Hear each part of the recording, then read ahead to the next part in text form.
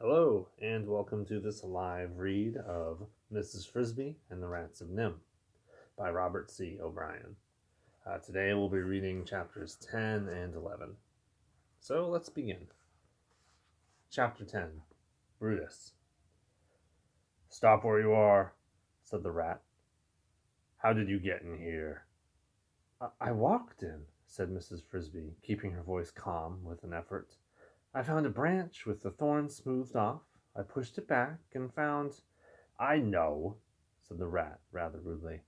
"And now walk out again. You aren't allowed in here." He moved a few inches toward her, placing himself between her and the entrance. She noticed how powerful his muscles looked under his glossy coat. He would almost be a match for Dragon. Almost, but not quite. "Go on," he repeated. "But I have a reason—" "I don't care what you have. Go away. You're small. I don't want to have to hurt you." "Are you Justin?" Mrs. Frisby inched back as the rat inched forward. "I'm Brutus. Justin's not here." That was reasonably obvious, Mrs. Frisby thought. The rat named Brutus added, "You know Justin?" "No," said Mrs. Frisby. "Well, that is, not exactly." "If you don't know him, how do you know his name?" Brutus sounded puzzled, and Mrs. Frisby observed that although he was greatly oversized and muscular, and his eyes were bright enough, he looked very young. "It was told to me by a friend. Can I see him?" "Justin? No, he's at a meeting. I'm taking his place. They're all at the meeting but me." "Bad luck," thought Mrs. Frisby. "He's a substitute." She said, "Well, then I'll wait for him." "No," said Brutus. "You can't stay here. I've got orders. Now go, or I'll have to take you out myself." He moved forward again. "My name," said the mouse desperately, "is Mrs. Jonathan Frisby. I want to see Nicodemus." It did not work. "I don't care what your name is, and you can't see Nicodemus, that's for sure." Brutus now looked both puzzled and annoyed. "Move on, and be quick." "All right," said Mrs. Frisby. "You needn't force me. I'll go." She turned slowly and walked back the way she had come. She felt like crying. After coming all this way, after flying to see the owl, to be turned back so abruptly at the end. She thought, as she walked into the darker part of the bush, maybe she could just wait for an hour or so until the meeting— what kind of meeting could it be— was over, and then go back, and perhaps the rat named Justin would be in the entrance then. But would Justin pay any more attention to her than Brutus had done? She had a feeling that he would. But when she stopped, she heard footsteps behind her. She looked back and saw that Brutus was following her. So she started again, hurrying to keep out of his sight. After a while she paused again and listened. This time there was no sound. He must have gone back to his post. She sat down on the ground. Then, ahead of her, in the direction of the place where she had entered the bush, she heard a rustle, a faint scraping noise. It was the branch that she had pushed to get in. Someone else was moving it. Someone was coming in, walking along the narrow path toward her. It must be another rat. Suddenly, she was terrified. What would he do, meeting her unexpectedly in the dimness? She shrank to one side, as close as she could get to the wall of thorns, hoping that whoever it was might go on past, not seeing her. And then he came around the curve, and she saw him. It was her old friend, Mr. Ages, the white mouse. He was moving extremely slowly, and she realized that he was limping badly. One of his legs was injured. It was wrapped up in splints and bandages. "Mr. Ages," she called softly. "It's me, Mrs. Frisby." "Who?" He peered into the shadow. "I can't see you." "Mrs. Frisby." She moved into the middle of the path in front of him. "Why, so it is. Mrs. Frisby. How do you do?" He sounded cordial enough, but he was startled. "I didn't know that you— How do you happen to be here?" "It's a long story." "Well, then tell it to me while I rest. I'm supposed to be at a meeting, but I'm late already, and a few minutes more won't matter. As you can see, I've had a bad fall and broke my ankle." "I'm sorry to hear that. I hope it doesn't hurt." "It's mending, but I can walk only slowly and need to rest frequently." He sat down with a sigh. "Now, tell me what you're doing in the rat's bush." Mrs. Frisby, who was wondering the same thing about him, told him as briefly as she could about Timothy, Jeremy, the owl, and Brutus. Mr. Ages listened in silence, interrupting only once. "You went into the owl's tree." "Yes, but I was afraid." "I should think so. That took courage." "I had to do it." When she finished her story, Mr. Ages sat quietly for a minute, considering it.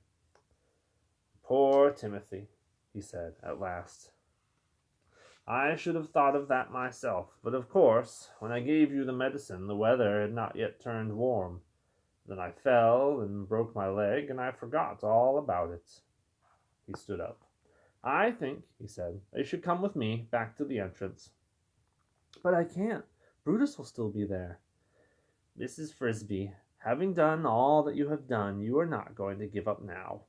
I'll talk to Brutus." "You know him?" "I have known him since he was born. He's not very old, you know. I think he will do what I ask." From the way he said this, Mrs. Frisby could tell that he did not merely think, he knew it. But how? "All right," she said, doubtfully. "I'll try again, but I don't understand. How do you know Brutus?" "We had better move along." They started back toward the entrance at Mr. Age's slow, limping pace. "As to how I know Brutus, that's a much longer story than yours, and I doubt that I'm the one to tell it to you. It is for Nicodemus to say. But I'll tell you this. If we go in the entrance, as we will, if you are to ask for help, you must promise that you will never tell anyone anything at all about what you see and hear." "I will promise," said Mrs. Frisby again, and she thought she had no choice. "The owl told me that too." When they approached the entrance again, Mrs. Frisby saw that Brutus stood at his post as before, but that another rat had joined him. Two of them, she thought. I hope Mr. Ages know them both. The new rat saw them coming. He looked alert, dark gray in color, and extraordinarily handsome, though not so huge as Brutus. "Mr. Ages," he said, "how is the leg?" "Oh, better, but it will be a while before I can run again." "Justin," said Brutus, staring at Mrs. Frisby. "There she is. There's the one I was telling you about." "Oh, is she now?" Justin looked at her casually. He did not seem particularly alarmed. "Mrs. Frisby," said Mr. Ages formally, "may I present my friends, Justin and Brutus?" "How do you do?" Brutus sounded doubtful. "Mrs. Frisby," said Justin. "Not Mrs. Jonathan Frisby?" "She is Mrs. Jonathan Frisby," said Mr. Ages, "a widow, as you know." "Madam," said Justin, bowing politely, "it is an honor to meet you." Brutus now looked astonished. "You both know her? Who is she?" "Brutus," said Mr. Ages gently, "don't you remember Mr. Jonathan?" Brutus wrinkled his brow. "Mr. Jonathan? You mean the one dragon—" "Yes," said Justin quickly, "and this is Mrs. Jonathan." "Oh," said Brutus, and then to Mrs. Frisby, "Why didn't you tell me? I wouldn't have chased you off." "Well," said Mrs. Frisby, "I did try, but it doesn't matter." "No," Mr. Ages added, "because on the way out she met me coming in. She needs to talk to Nicodemus, and quickly." Brutus looked doubtful again. "Nicodemus? But can she? I mean, what about the rules? What about the plan?" Mr. Ages said, "That has been taken care of. She has promised secrecy, and she is to be trusted completely. That I myself guarantee. After all, consider who she is." As an afterthought, he added, "and who her children are." "Who am I, then?" Mrs. Frisby asked herself in wonder. "I suppose that, too, will have to come from Nicodemus." Mr. Ages said to Justin, "What about the meeting? It can't be over already." "Oh, it was temporarily adjourned," said Justin. "To wait for you, in fact. I've come to find you." "Oh, then I suppose we had better go in." Justin led the way through the arched entrance, with Mrs. Frisby and Mr. Aegis slowly. Brutus remained outside at his post. Chapter 11. In the Library. The tunnel led gently downward, and after the first dozen steps they were in darkness. Mrs. Frisby could see nothing at all. Behind her, Mr. Aegis limped along. Ahead, she could hear the scuffle of Justin's footsteps. She followed the sound blindly, and then she heard his voice. "Just walk straight forward, Mrs. Frisby. There's nothing to trip over and nothing to bump into. If you get off course, you'll feel the wall," he added. "The dark part doesn't last long." Now, what did he mean by that? She thought it over for a minute or two as she walked, and had just decided to ask him when, to her surprise, she saw ahead of her a faint glow. A light. But how could there be a light down so far? "Ah, there, we're through it," said Justin cheerfully. "I know that blackout must be annoying the first time, but it's necessary." "But aren't we underground?" "Oh, yes, about 3 feet down by now, I'd guess." "Then how can it be light?" "I could tell you," Justin said, "but if you'll wait 15 seconds, you'll see for yourself." In a few more steps, the tunnel, Mrs. Frisby could now discern dimly as shape and direction, took a turn to the right, and she did see for herself. She stopped in astonishment. Ahead of her stretched a long, well-lit hallway. Its ceilings and walls were a smoothly curved arch, its floor hard and flat with a soft layer of carpet down the middle. The light came from the walls, where every foot or so, both sides, a tiny little light bulb had been recessed, and the hole in which it stood like a small window had been covered with a square of colorful glass, blue, green, or yellow. The effect was that of stained glass window in sunlight. Justin was watching her and smiling. "Do you like it? The carpet and the colored glass we don't really need.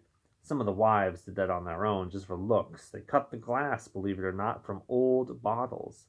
The carpet was a piece of trim they found somewhere." "It's beautiful," Mrs. Frisby said. "But how?" "Oh, we've had electricity for 4 years now." "5," said Mr. Aegis. "5," said Justin. "The lights," they were the small, very bright twinkling kind, "we found on trees. In fact, most of our lights come from the trees, not until after Christmas, of course, about New Year's. The big light bulbs we have trouble handling." Mrs. Frisby was familiar with electricity. Her husband, who knew all kinds of things, had once explained it to her. At night she had seen the lamps shining in Mr. Fitzgibbon's house, and at Christmas time the lights that his son strung up on pine trees outside. "You mean you just took them?" she asked. "We were careful to take only a few from each tree," said Justin. "It was like picking fruit. The annual light bulb harvest. We had to go quite far up the road before we had enough. Even so, it took 2 Christmases." "Justin," said Mr. Aegis, "I think we'd better move on." They continued along the corridor, which curved always slightly to the right, so Mrs. Frisby could never really tell how long it was, and which soon began to incline more steeply into the ground. Mrs. Frisby noticed that the air, which should have been dank and damp so deep underground, was on the contrary fresh and clean, and she thought that she could even detect a very faint breeze blowing past her ears as she moved. In a few more minutes the hall widened abruptly into a large oval chamber. Here the lights were set in the ceiling. At the far end, Mrs. Frisby could see the long tunnel continued, and looked as if it slanted upward again, perhaps to another entrance, a back door. Was this, then, their destination, the main hall of the rats? But if so, where were all the other rats? The room was entirely empty, not even a stick of furniture. "A storeroom," said Justin, "sometimes full, but now empty." Then she saw that off one side of the chamber there was a stairway leading down, and beside it a small door.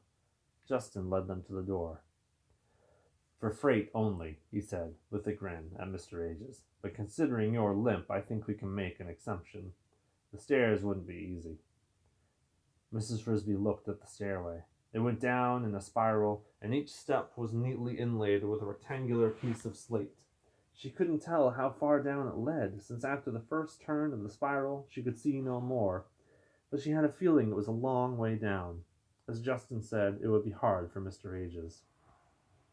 Justin opened the door.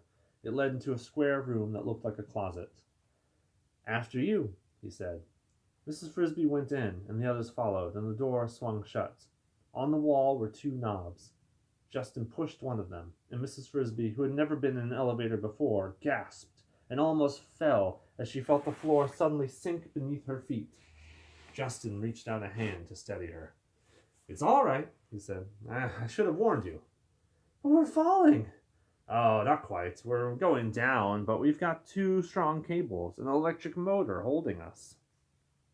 Still, Mrs. Frisby held her breath during the rest of the descent, until finally the small elevator came to a gentle stop, and Justin opened the door.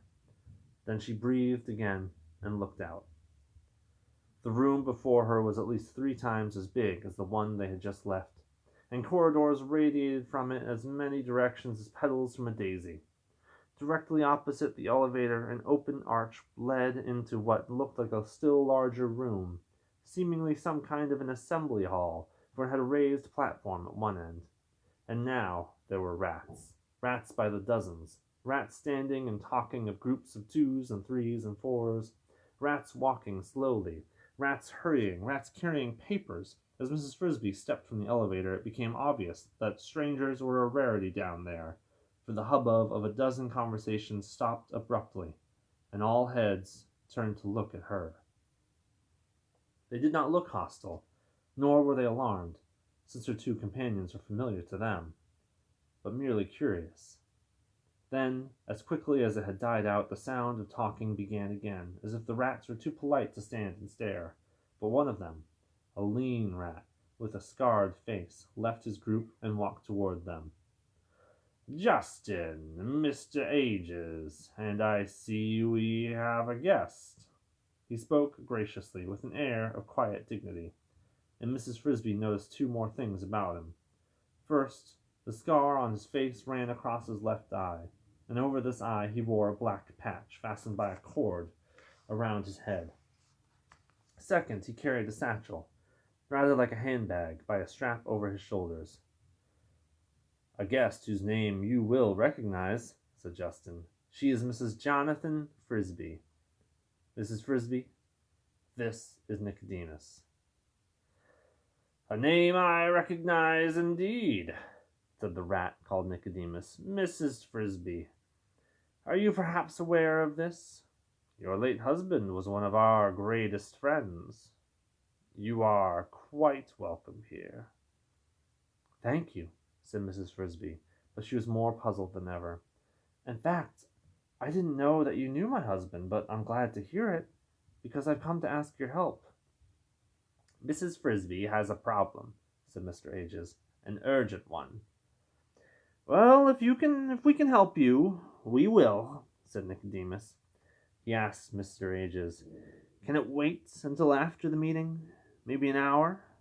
We're just ready to begin." Mr. Ages considered. "An hour will make no difference, I think." Nicodemus said, "Justin, show Mrs. Frisby to the library, where she can be comfortable until the meeting is over." By this time, the last of the other assembled rats had made their way into a large meeting hall, where they sat facing the raised platform. Nicodemus followed them, pulling some papers and a small reading glass from the satchel at his side as he walked to the front of the room. Justin led Mrs. Frisby in another direction, down a corridor to their left, and again she had the impression of a faint, cool breeze against her face. She realized that the corridor she had walked in up above was merely a long entranceway, and that the halls around her were the rats' real living quarters. The one down which Justin led her was lined with doors, one of which he opened. "In here," he said. The room they entered was big, square, well lit, and had a very faint but musty smell. "It's reasonably comfortable, and if you like to read—" He gestured at the walls. They were lined with shelves from floor to ceiling, and on the shelves stood, Mrs. Frisby dredged in her memory. "Books," she said. "They're books." "Yes," said Justin. "Do you read much?" Only a little," said Mrs. Frisby. "My husband taught me, and the children." She started to tell him how, laboriously scratching letters in the earth with a stick, it seemed so long ago. But Justin was leaving. "Excuse me, I'm sorry, but I've got to get to the meeting. I hate meetings, but this one's important. We're finishing up the schedule for the plan." He pronounced it with a capital P. The plan? But he was out the door, closing it gently behind him. Mrs. Frisby looked around her. The room, the library, Nicodemus had called it, had, in addition to its shelves of books, several tables with benches beside them, and on those were stacked more books, some of them open. Books. Her husband Jonathan had told her about them. He had taught her and the children to read. The children had mastered it quickly, but she herself could barely manage the simplest words. She had thought perhaps it was because she was older. He had also told her about electricity. He had known these things, and so it emerged did the rats. It had never occurred to Mrs. Frisby to wonder how he knew them. He had always known so many things, and she had accepted that as a matter of course. But who had taught him to read? Strangely, it also emerged that he had known the rats. Had they taught him? What had been his connection with them? She remembered his long visits with Mr. Ages, and Mr. Ages knew the rats too. She sighed. Perhaps when the meeting was over, and she had a chance to talk to Nicodemus, and had told him about Timothy and moving day, perhaps when that was settled, he could explain all of this to her. She noticed at the far end of the room a section of wall where there were no bookshelves. There was instead a blackboard covered with words and numbers written in white chalk. There were pieces of chalk and an eraser in a rack at the bottom right. The blackboard stood near the end of the longest of tables. Was the library also used as a classroom? When she looked at the blackboard and rather laboriously read what was written on it, and saw that it was not.